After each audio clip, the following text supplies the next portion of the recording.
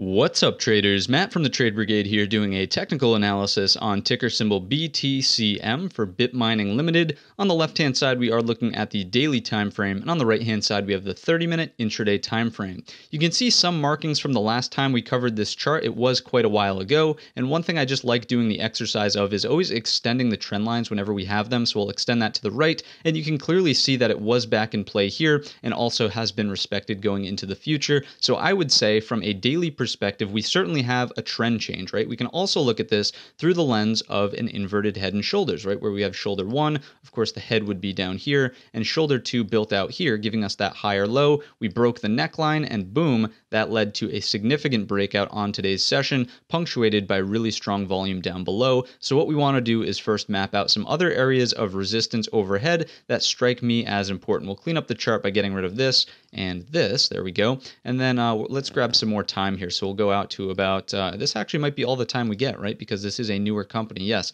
So this is all the time we get. And what I would like to do is map out the opening print of the new IPO. You can see that was there at 1332, and that's kind of where we rejected today, especially if we zoom into the 30-minute perspective. On the second, end of day push here, almost to the tick there, that's where the momentum ran out. So not to say that anyone nailed the top, but it makes sense from a technical perspective that that is the number to be watching. Now, if we can get clearance up above that, what else are we seeing from the daily perspective? I would argue that this should be the next area to really pay attention to, around 1583, simply because lower wicks in here as support, then turned to resistance here. So it was being respected as a technical area of, price action, right? There's a lot of technical eyes there. That's where some sort of reaction will likely end up happening. For now, let's dissect the 30-minute intraday time frame perspective a little bit, though, just to see what's going on with the structure, how is the movement, and what can we do about this going forward. As you know, we're a big fan of the Fibonacci tool, so we'll go in from the low to the high of the first move. I think it's noteworthy that it pulled back all the way to the 61.8 and pretty much held that, so that is bullish, of course, not as bullish as holding the 38.2, but it didn't violate the 61.8, which is always a good sign.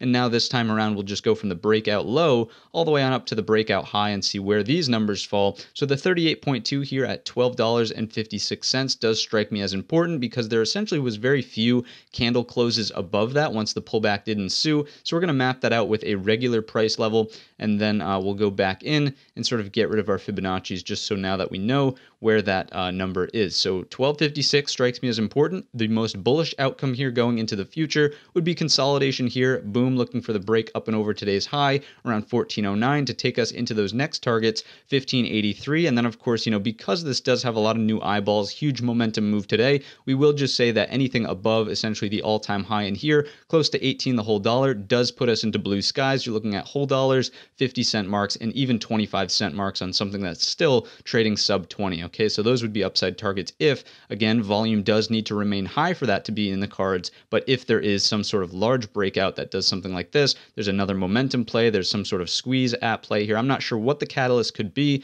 but those are the structural areas that I'm seeing as important. Now, if 1256 does give up, what's the next sort of line in the sand? I would argue it has to be here at 1175, simply because that's where we topped out in this green candle, supported into the end of the day, and then one more line in the sand here. If we really start coming down underneath that $11.16 mark, I would sort of look out below and really be patient for a pullback and see what type of structure develops all the way down here at $9.10. From the daily perspective, what that would look like would be a break here, remember, brings us down to this, and then you want to be on the lookout for any type of hammer candles, indecision dojis that form down here. Ideally, it happens as super support at the neckline back test and the support trend line here, and you can flip long over the highs, but that is the place to be watching at $9.10. So those are my thoughts here.